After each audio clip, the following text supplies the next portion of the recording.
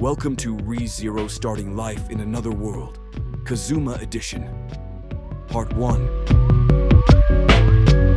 Why'd I pick today of all days to play hero? Kazuma found himself in a strange place, surrounded by people in medieval attire. Now he was inexplicably in another world.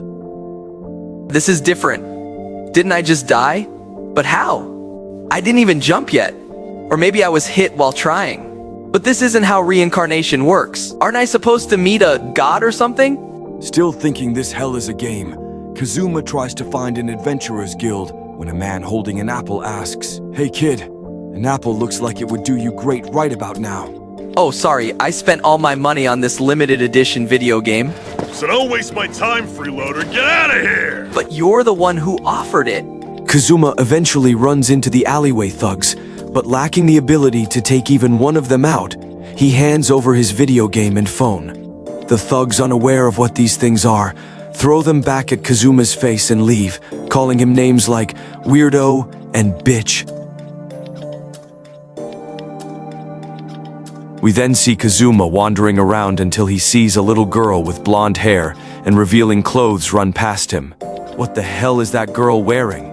Kazuma yells, not too loud but loud enough for Emilia to hear. However, Emilia misunderstands the situation and assumes Kazuma is yelling at her like the dumbass she is, so she replies, Huh? What? What's wrong with what I'm wearing? Kazuma obviously appears to be shocked by this bitch's beauty. Kazuma tries to clear up the air as Emilia asks, I don't like having to repeat myself, but I truly don't understand what's wrong with my attire. Still, did you by any chance see which way that girl who just ran past went? Kazuma is captivated by Emilia's beauty, leaving him completely speechless. Emilia starts to wonder if something really is wrong with her outfit, but soon decides Kazuma is just acting strange.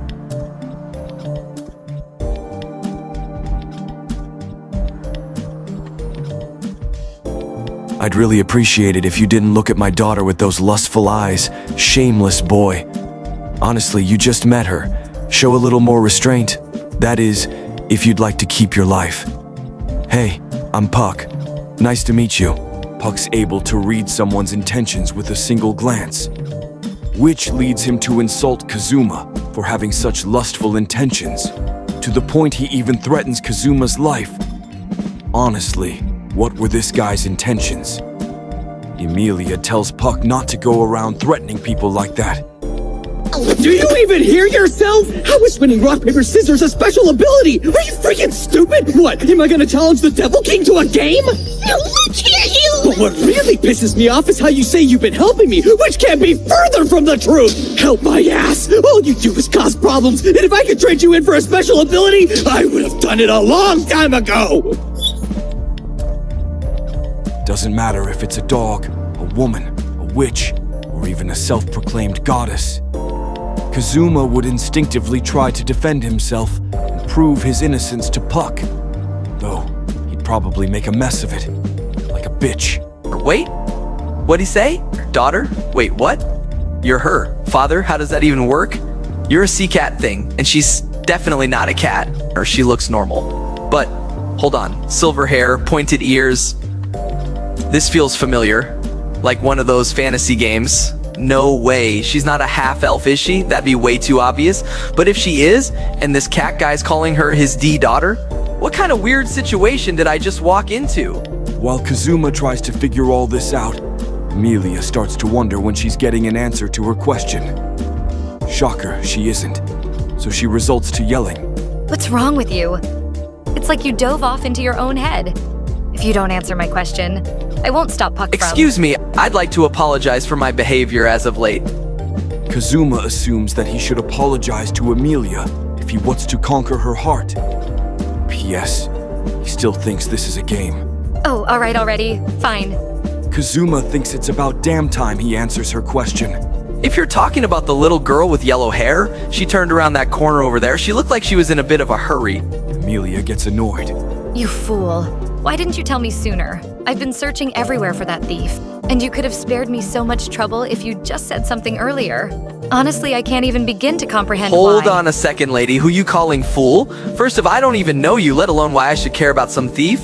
And didn't your floating cat tell me to keep my perverted ideas to myself? So excuse me if I thought staying quiet was the best move.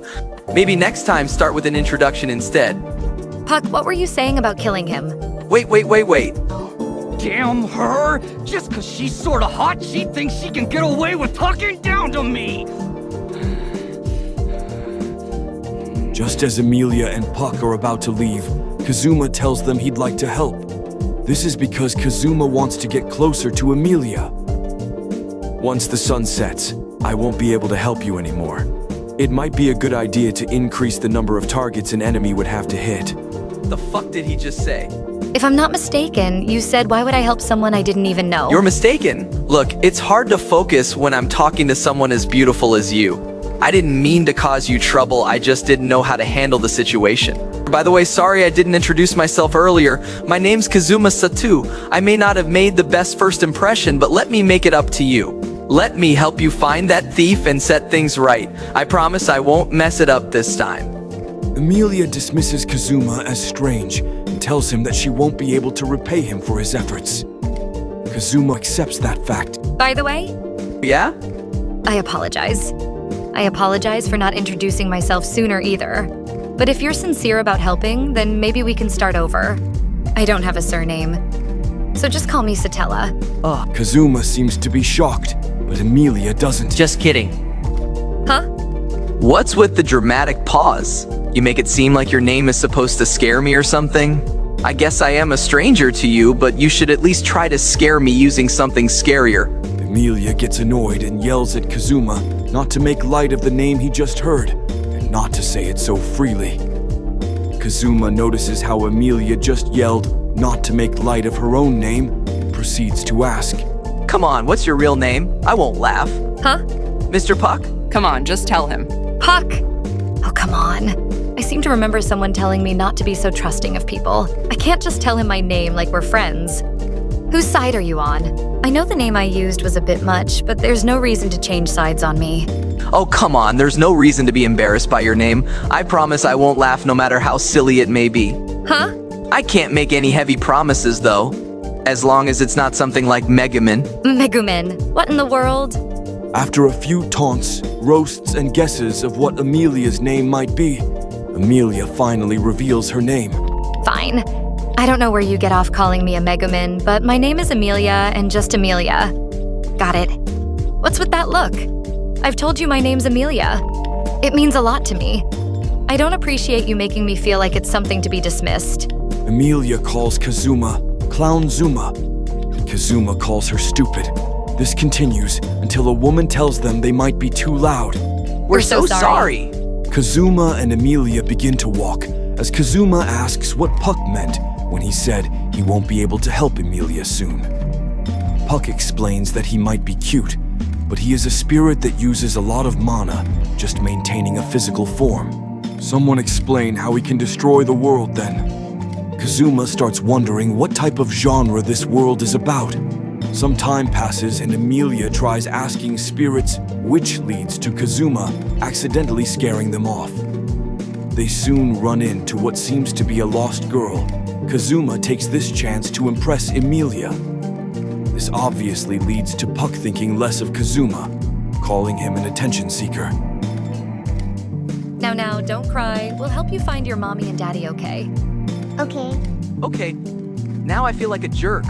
Puck seems to be weakened, so Kazuma asks if everything's all right. Puck explains that he may be reaching his limit. Puck then tells Emilia if something happens, she shouldn't hesitate to call him out.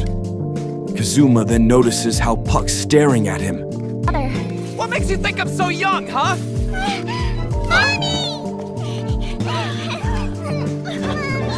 It looks like she finally found her. Shockingly, the parents of the child that Emilia and Kazuma were looking for just happened to be the same man that Kazuma ran into at the fruit stand. Huh? Well, if it isn't Mr. Flatbroke. Kazuma? Do you know this person? Well, I wouldn't say I know him. It's more like I met him before at a fruit stand. What was this guy's name again? Katamon. Ugh. It. This black Yeah, that's what I'll call him. Anyway, with tears pouring down his face, he thanks Kazuma and Emilia for helping his child. Kazuma, just like me, is shocked to see this old black crying, and Emilia appears to be confused, like always. If it doesn't bother you, did you happen to see a little girl pass by here? Hey, old man, by any chance do you happen to know where I can find a map for this town? Who still uses a map these days? Is that how you talk to someone who saved your daughter? Give me 5 apples on the double. Kazuma, don't take advantage of the situation. Kazuma eventually finds a map of the entire town Lagunica. Let's go around that corner. Oh yeah, right. Emilia is shocked by Kazuma's idea to acquire a map, commenting that he's acting completely different from how they first met, telling him, what has he done to the clown Zuma she once knew? They fight a little for about 3 minutes. Looks like we found the place. Emilia apologizes for pushing Puck too far, and suddenly we see Park disappear. She then says they need to be more careful since Puck is gone. Kazuma agrees. Or stay focused, Emilia. Who knows what we're up against? I can see why they call it a cellar rather than a shed. Subaru, you are such a dunderhead! Yes, so who says dunderhead in this day and age? Emilia proposes to Kazuma that she go in alone, and tells him that he shouldn't be involved with any of this, asking him to please go home. Kazuma thinks about this for a minute, and tells himself even if he wanted to stop and give up, where exactly would he go? He then counters Emilia's suggestion and tells her something he thinks sounds manly. Emilia falls for this. Now, before I hear trash talk in the comments section, I admit that Kazuma would never say this part I'm about to show you. But for the sake of the story's progress, and this video being longer than my will to live, I'll just make him say this so he can die first. Emilia, it might get dangerous from here on out. Maybe I should go in first to just check the place out a little. I know you might not trust me and all, I'll but... trust you. Really? How come? Well, actually, you don't seem like a bad guy. More like a clown doing this for his own entertainment. With all those faces you make. Like that one. You're pretty strange, you know that. Look who's talking, missus. I'm dressed like royalty, but flat broke. Well, I'd be lying if I said that you haven't been holding me back a bit, but I'll trust you. But really, what's with you and those looks? I'll have you know in my anime, these reactions are natural. Now remember what I said about Kazuma definitely not saying this. I really want to live a short life. I'm referring to about 90 to 100 years. You're slowly losing body heat. I'm gonna die! Be that as it may, this is where the horror starts. I feel a little bad for not telling you where that little girl ran off to, so I'll go in first. I'll yell if I see something. Please, do your best. Right, is what they both said, until... I hope I made that look interesting. If you think so, leave a comment. Now Kazuma and Subaru, it's time for a death battle. I get it, death battle. They sure are a lot of stolen jewelry here. I bet there'd be quite a commotion if the police were to find this place. What the hell? What the hell's going on here? Just as Kazuma's about to call for Emilia, Elsa kills him.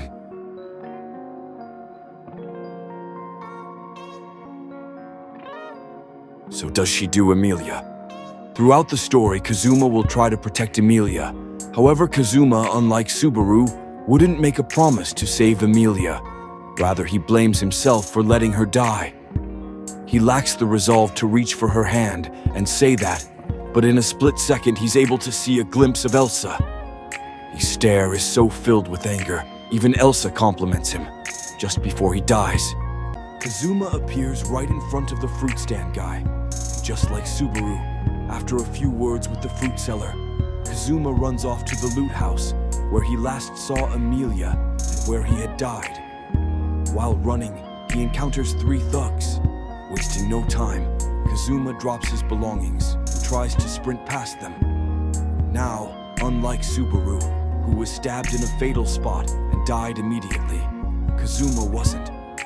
You see, Subaru was strong enough to push past the thugs in a hurry to save Emilia, or at least that's what he believed. Kazuma, however, didn't have that strength. The only thing he could do was try his best to get past them. But while doing so, Kazuma caused a commotion that could be heard across almost the entire kingdom of Lugnica. Tears filled his eyes as his cries for help attracted a large crowd.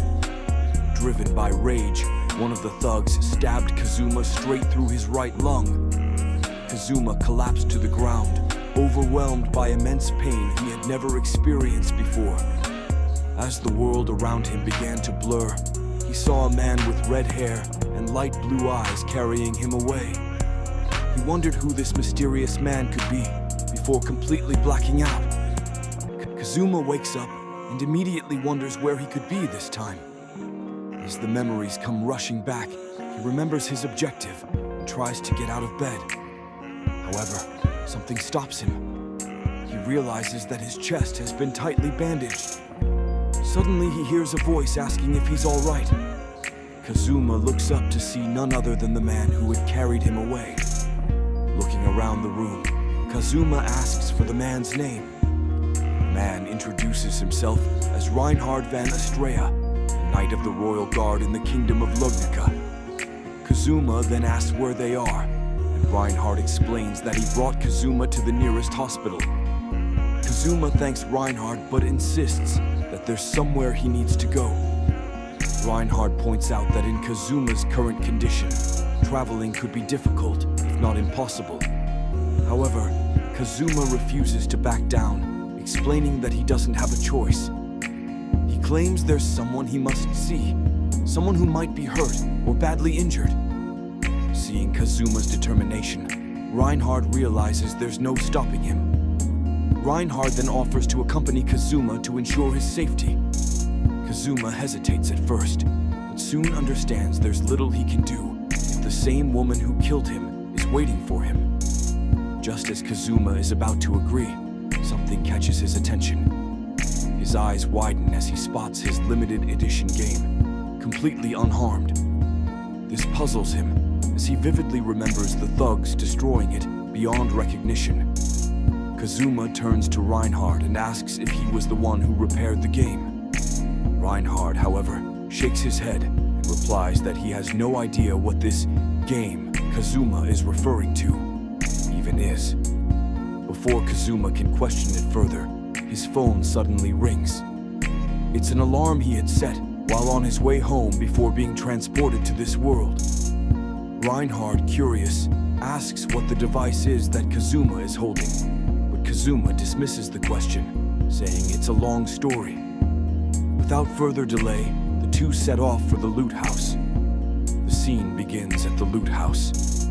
Just like Emilia arrived quickly without Subaru in the original story, she does the same here. Emilia catches up to Felt, and they meet in the loot house alongside Old Man Rom. Emilia demands her insignia back, but Felt refuses, explaining that the reward being offered for the insignia is far too high. Felt tells Emilia that if she wants it back, she'll have to take it by force. Emilia responds by conjuring several icicles, causing Felt to lose her nerve. Old Man Rom intervenes, warning Felt that she doesn't stand a chance, and advising her to return the insignia. Reluctantly, Felt agrees, and as she's about to hand the insignia back, she suddenly screams, "Look out, lady!" Emilia turns just in time to see a woman with black hair, purple eyes, and a sword-like knife, the Bowel Hunter's distinctive weapon, poised to strike with deadly intent. In the blink of an eye, Puck appears and shields Emilia with seconds to spare. Puck turns to thank Felt for the warning, but her wide-eyed stare directs him to the corner of the room. Puck follows her gaze, his expression turning to horror. In the corner of the room lies a passed-out Emilia, her arms severed. Though Puck's reaction speed was fast, he hadn't been quick enough to save her entirely. His face darkens as the Bowel Hunter Elsa smugly remarks, "One down, 2 to go. Or should I count a spirit too?" Puck, filled with fury, slowly turns to Elsa, who suddenly realizes her legs are frozen solid to the ground. Shocked, Elsa wonders when it happened. She turns her gaze back to Puck, but sees the world upside down as she's hurled across the room with tremendous force. Elsa quickly recovers and charges back at Puck, both of them fighting with lethal intent. But before the battle can escalate further, the room is no longer covered in ice. Standing between them is none other than Reinhard van Astria, the master swordsman. At the same time, Puck hears Emilia's name being called repeatedly. He looks across the room to see Kazuma desperately pressing a piece of his jacket against Emilia's wound to stop the bleeding. Reinhard calmly tells Puck, whom he identifies as a powerful spirit, to stand down, reassuring him that Emilia's arm can be restored. These words soothe Puck's rage, and he thanks Kazuma for his quick thinking before vanishing due to overusing his mana. Reinhard engages Elsa in combat, and the fight unfolds just as it does in the manga and anime. Reinhard dominates the battlefield, overpowering Elsa completely. As Reinhard and Kazuma work to prepare for Emilia's arm restoration, Elsa reappears, aiming to kill Emilia permanently. Now, in the original story, Subaru managed to defend Emilia by wielding Old Man Rom's bat. However, Kazuma lacks Subaru's physical strength. Instead, Kazuma shields Emilia with his own body, taking Elsa's attack directly. Her divine protection cuts through Kazuma twice, fatally wounding him. Kazuma's vision blurs, and everything fades to black as he succumbs to his injuries, dying in the process. Huh? He takes a deep breath. Wait, are you kidding me? I just died? Seriously? Is this my life now? Where's the reset button for this nonsense? Am I in a dark fantasy world or some kind of messed up game show? She definitely sliced my stomach open, right? Once again, the fruit stand guy asks Kazuma if he'd want an apple. Kazuma's eyes widen as he checks that the time of the day is 9:45. He remembers it being 1 in the afternoon. He then wonders if his phone may be broken, but then asks the fruit stand guy, Hey old man, how many times have you seen my face? "Old man, I haven't even reached my 40s, said the fruit stand guy. "This is the first time I'm seeing your ugly ass face around here," said the fruit stand guy. Kazuma was shocked, but before anything else, Who the hell are you calling ugly, you old "Get loosed!" After some time of pouting, Kazuma starts to put together all the knowledge he's acquired. Alright, here's what I've got so far. 1, the currency here is completely different. 2, I keep dying and coming back. It's some kind of power, I guess. I think I'll call it Phantom's Recall? No. Fate's Reset? No. Time Reclamation? Yeah. Okay, 3, those thugs are way stronger than I thought. I should avoid them at all costs.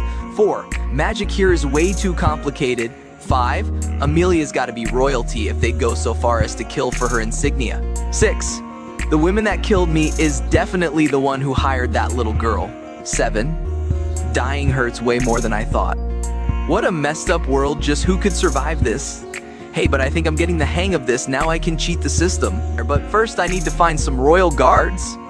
Kazuma's plan to use the thugs as bait to summon Reinhard, thereby bringing in even more guards, is nothing short of a brilliant and calculated move. The key difference between Kazuma and Subaru lies in their approach to pride. Subaru often overestimates his own strength, viewing the need for help as a weakness.